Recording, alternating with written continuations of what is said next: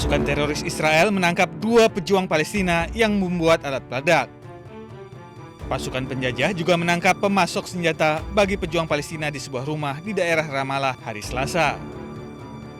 Zionis IDF mengatakan kedua pejuang memproduksi alat peledak yang digunakan untuk mengusir pasukan penjajah Israel dari tanah Palestina. Pasukan genosida juga menyita sejumlah besar senjata selama penggerebekan. Menurut pemerintah apartheid Israel, ketiga tahanan tersebut dibawa untuk diperiksa lebih lanjut.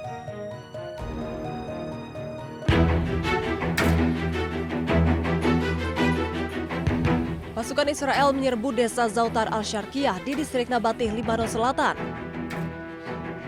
Mereka membakar dan menghancurkan sejumlah rumah warga di desa tersebut hingga kepulan asap tebal terlihat membubung pada Selasa sore. Pasukan Israel bergerak melalui kota Al-Gharbiyah di mana dilaporkan terjadi tembakan senapan mesin yang hebat. Belum ada informasi resmi terkait adanya korban jiwa maupun luka-luka, namun otoritas Lebanon melaporkan serangan Israel di Lebanon sejak 2 Maret telah menewaskan lebih dari 4.000 orang dan melukai 12.000 orang lainnya.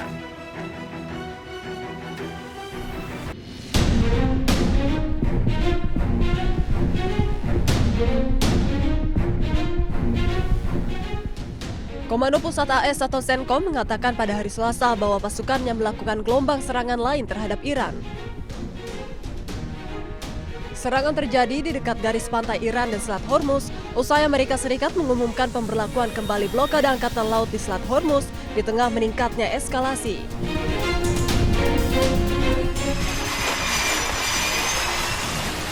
Jet tempur AS terlihat lepas landas dari kapal induk menjelang serangan terhadap target-target Iran.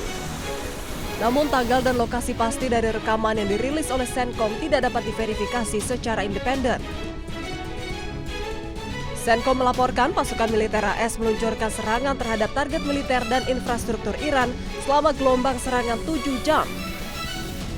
Serangan tersebut menandai hari keempat berturut-turut terjadinya eskalasi militer antara AS dan Iran. Kedua pihak saling menuduh melanggar gencatan senjata usai tanda tangan nota kesepahaman pada 17 Juni.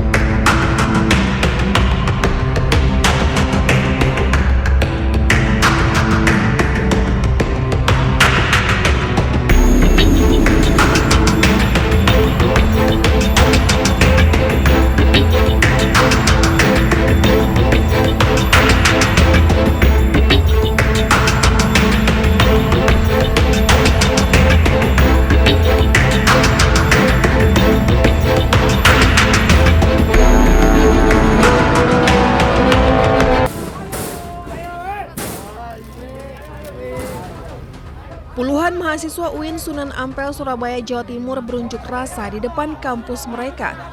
Dalam aksinya, mereka mendorong pintu gerbang untuk berusaha masuk dan menemui pihak kampus. Tidak lama berselang, pihak kampus menemui mahasiswa dan menggelar dialog untuk mendengar aspirasi mereka.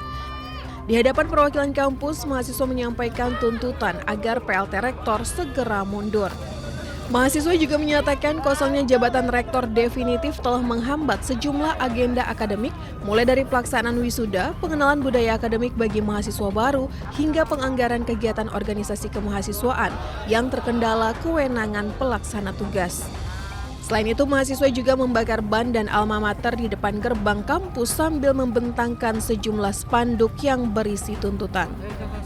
Kita ingin pemilihan rektor ini lebih transparan dan tidak tertutup, yang lebih demokratis. Karena yang ada saat ini pemilihan rektor itu sangat tertutup dan juga kita tidak mendapatkan transparansi atas pemilihan rektor tersebut. Padahal kita sebagai mahasiswa seharusnya kita mendapatkan hak tersebut.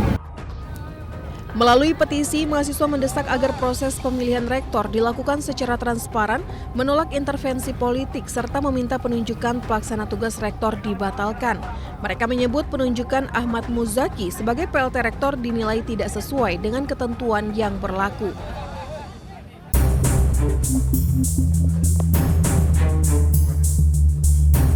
Pria 26 tahun ini asal Wonosobo tak berkutik saat ditangkap tim Resmo Polres Temanggung di sebuah kamar kos di Sleman, Yogyakarta. Pelaku terbukti mencuri baterai litium di Menara BTS milik PT XL Smart di Dusun Rejosari, Selopampang, Kabupaten Temanggung, pekan lalu. Hasil penyelidikan, pelaku datang menggunakan mobil, kemudian memotong pagar pembatas Menara BTS, merusak gembok dan gagang pintu box, lalu melepas 3 baterai litium yang terpasang menggunakan kunci Inggris dan obeng. Baterai hasil jarahan itu kemudian dijual senilai 3 juta rupiah dan uangnya untuk foya-foya bersama wanita. Pelaku melakukan aksinya dengan cara memotong kawat pembatas tower, kemudian merusak gembok dan gagang pintu, dan mengamankan baterai litium yang ada dalam box BTS. Baterai ini terhubung dengan BTS provider Excel. Hasil kejahatan digunakan tersangka juga untuk foya-foya. Polisi menyita mobil dan alat bukti lain yang digunakan pelaku saat beraksi. Atas perbuatannya, tersangka terancam hukuman 9 tahun penjara. Dari Temanggung, Jawa Tengah, Didi Dodo Hartono, iNews melaporkan.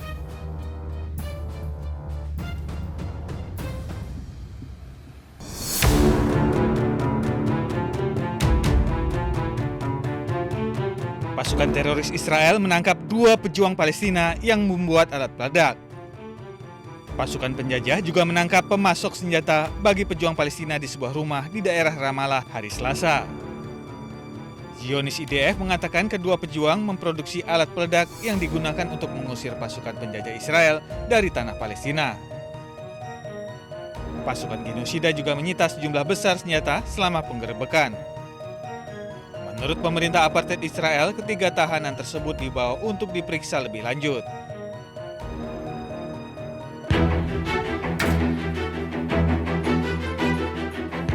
Pasukan Israel menyerbu desa Zautar al-Syarqiyah di distrik Nabatih, Lebanon Selatan. Mereka membakar dan menghancurkan sejumlah rumah warga di desa tersebut hingga kepulan asap tebal terlihat membubung pada Selasa sore. Pasukan Israel bergerak melalui kota Al-Garbiyah di mana dilaporkan terjadi tembakan senapan mesin yang hebat. Belum ada informasi resmi terkait adanya korban jiwa maupun luka-luka, namun otoritas Lebanon melaporkan serangan Israel di Lebanon sejak 2 Maret telah menewaskan lebih dari 4.000 orang dan melukai 12.000 orang lainnya.